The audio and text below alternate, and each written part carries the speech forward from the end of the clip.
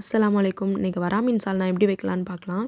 இதுக்கு வந்து ஃபஸ்ட்டு மசாலா இருக்குல்ல, வீட்டு மசாலா ஒரு 3 1/2 ஸ்பூன் எடுத்திருக்கேன். அப்புறம் கொஞ்சம் நாட்டு வெங்காயம், 3 பச்சை மிளகா, கொத்தமல்லி, அப்புறம் புளி ஊற வச்சுருக்கிற தண்ணி எல்லாமே ஆட் பண்ணி நல்லா மிக்ஸ் பண்ணிக்கிறேன்.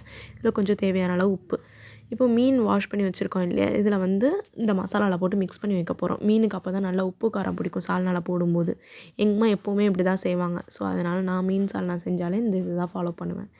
செனையை வந்து கட் பண்ண தெரியாமல் குட்டி குட்டியாக போட்டாங்க, அதனால தான் அது குட்டி குட்டியாக இருக்குது. வரா மீனில் உள்ள செனை ரொம்ப டேஸ்ட்டாக இருக்கும் எப்போவுமே. இப்போ ஃபஸ்ட்டு ஒரு சட்டியில் வந்து வெந்தயம் போட்டிருக்கேன், எண்ணெய் ஊற்றிட்டு. அப்புறம் கொஞ்சம் பூண்டு, ஒரு கொத்து கருவேப்பிலை, அப்புறம் நாட்டு வெங்காயம் உரித்து வச்சுருக்கிறது எல்லாத்தையும் ஆட் பண்ணிட்டேன். இப்போ நம்ம கடுகு போட மறந்துட்டோம், அதுக்காக தான் கடுகை ஃபைனலாக ஆட் பண்ணுறேன். கடுகு நல்லா பொரிஞ்சதுக்கப்புறம் எல்லாத்தையும் நல்லா மிக்ஸ் பண்ணிவிட்டு அப்புறமா மிளகாத்தூள் ஆட் பண்ணிக்கலாம். மிளகாத்தூள் ஆட் பண்ணிட்டு இப்போ தக்காளி வந்து ஒரு 6 தக்காளி நல்லா ஃபைனாக அரைச்சி வச்சுருக்கேன் பேஸ்ட்டு மாதிரி, அதுவும் ஆட் பண்ணிக்கலாம்.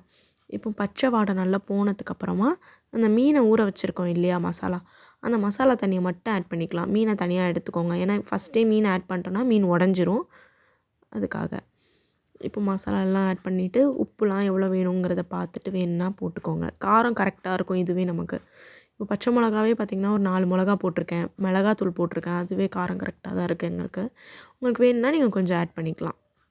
இப்போது மீனை ஃபைனலாக ஆட் பண்ணிக்கலாம். அது நல்லா கொதி வந்ததுக்கப்புறம் மேலே கொஞ்சம் கொத்தமல்லி தூவிட்டு இப்போ மூடி வச்சிடலாம், அவ்வளோதான். இப்போ ஸ்லோவிலே வச்சு கொஞ்சம் நல்லா கொதி வந்ததுக்கப்புறமா ஓப்பன் பண்ணி பார்த்தீங்கன்னா மீன் எல்லாமே மேலே வந்திருக்கும். மீன் மேலே வந்துடுச்சு அப்படின்னாலே கரெக்டாக இருக்குது பதம்னு அர்த்தம்.